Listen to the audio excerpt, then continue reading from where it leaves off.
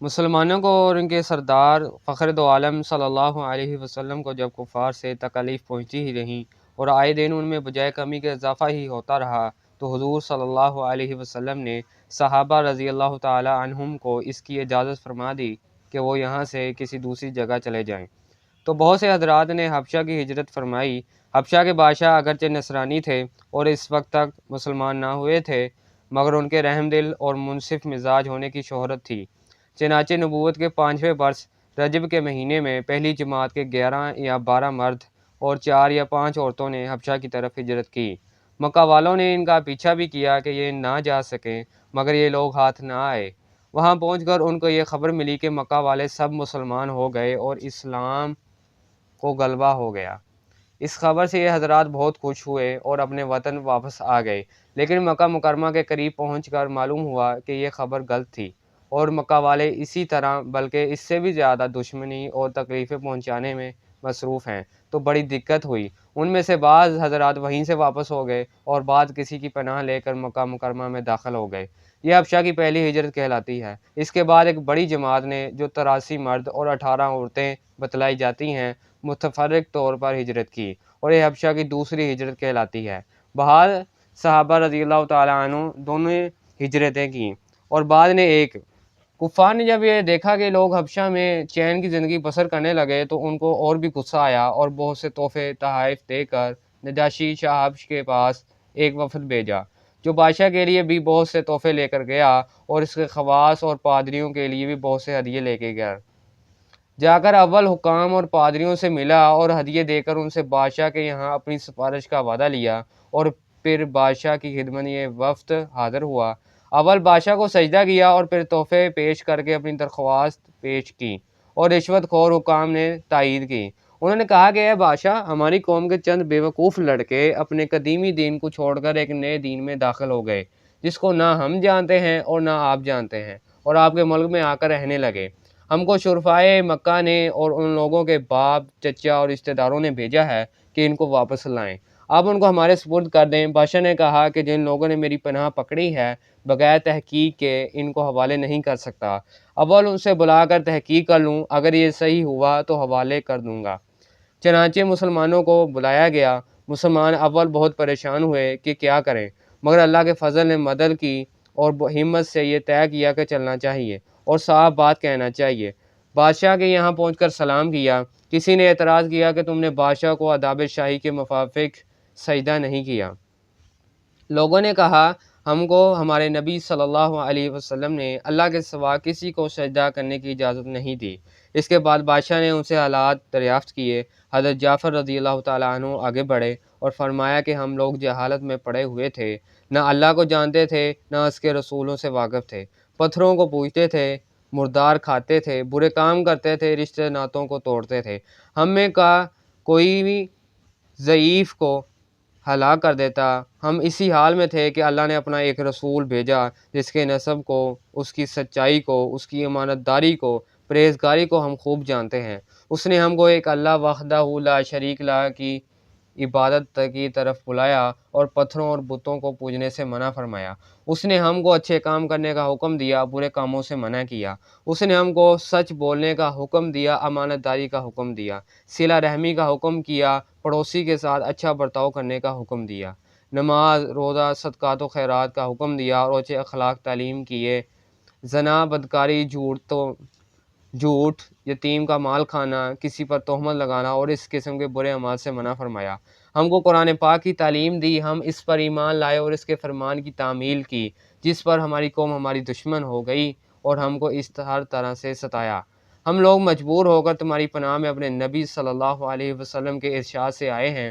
بادشاہ نے کہا، جو قرآن تمہارے نبی لے کر آئے ہیں وہ مجھے سناؤ۔ حضرت جعفر رضی اللہ تعالیٰ عنہ نے سورہ مریم کی اول کی آیتیں پڑھیں، جس کو سن کر بادشاہ بھی رو دیا، اور اس کے پادری بھی جو کثرت سے موجود تھے، سب کے سب اس قدر روئے کہ داڑھیاں تر ہو گئیں۔ اس کے بعد بادشاہ نے کہا کہ خدا کی قسم، یہ کلام اور جو کلام حضرت موسیٰ علیہ السلام لے کر آئے تھے ایک ہی ہے، اور ان لوگوں سے صاف انکار کر دیا کہ میں ان کو تمہارے حوالے نہیں کر سکتا۔ وہ لوگ بڑے پریشان ہوئے کہ بڑی ذلت اٹھانا پڑے گی۔ آپس میں صلاح کر کے ایک شخص نے کہا کہ کل میں ایسی تدبیر کروں گا کہ بادشاہ ان کی جڑ ہی کاٹ دے۔ ساتھیوں نے کہا بھی کہ ایسا نہیں چاہیے، یہ لوگ اگرچہ مسلمان ہو گئے مگر پھر بھی رشتہ دار ہیں، مگر اس نے نہ مانا۔ دوسرے دن پھر بادشاہ کے پاس گئے اور جا کر کہا کہ یہ لوگ حضرت عیسیٰ علیہ السلام کی شان میں گستاخی کرتے ہیں، ان کو اللہ کا بیٹا نہیں مانتے۔ بادشاہ نے پھر مسلمانوں کو بلا لیا۔ حضرت صحابہ رضی اللہ تعالیٰ عنہ فرماتے ہیں کہ دوسرے دن کو بلانے سے ہمیں اور بھی زیادہ پریشانی ہوئی۔ بہرحال گئے۔ بادشاہ نے پوچھا کہ تم حضرت عیسیٰ علیہ السلام کے بارے میں کیا کہتے ہو؟ انہوں نے کہا کہ وہی کہتے ہیں جو ہمارے نبی صلی اللہ علیہ وسلم پر ان کی شان میں نازل ہوا، کہ وہ اللہ کے بندے ہیں، اس کے رسول ہیں، اس کی روح ہیں اور اس کے کلمہ ہے جس کو خدا نے کماری اور پاک مریم علیہ السلام کی طرف ڈالا۔ نجاشی نے کہا حضرت عیسیٰ علیہ السلام بھی اس کے سوا کچھ نہیں فرماتے۔ پادری لوگ آپس میں کچھ چخ چخ کرنے لگے۔ نجاشی نے کہا تم جو چاہے کہو۔ اس کے بعد نجاشی نے ان کے تحفے واپس کر دیے اور مسلمانوں سے کہا کہ تم امن سے ہو، جو تمہیں ستائے اس کو تاوان دینا پڑے گا، اور اس کا اعلان بھی کر دیا کہ جو شخص ان کو ستائے گا اس کو تاوان دینا ہوگا۔ اس کی وجہ سے وہاں کے مسلمانوں کا اکرام اور بھی زیادہ ہونے لگا اور اس وفد کو ذلت سے واپس آنا پڑا۔ تو پھر کفار مکہ کا جتنا بھی غصہ جوش کرتا ظاہر آ گیا۔ اس کے ساتھ ہی حضرت عمر رضی اللہ تعالیٰ عنہ کے اسلام لانے نے ان کو اور بھی جلا کر رکھا تھا، اور ہر وقت اس فکر میں رہتے تھے کہ لوگوں کا ان سے ملنا جلنا بند ہو جائے اور اسلام کا چراغ کسی طرح بجھے۔ اس لیے سرداران مکہ کی ایک بڑی جماعت نے آپس میں مشورہ کیا کہ اب کھلم کھلا محمد صلی اللہ علیہ وسلم کو قتل کر دیا جائے۔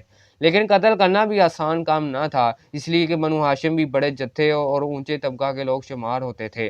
وہ اگرچہ اکثر مسلمان نہیں ہوئے تھے، لیکن جو مسلمان نہیں تھے وہ بھی حضور صلی اللہ علیہ وسلم کے قتل ہو جانے پر آمادہ نہیں تھے۔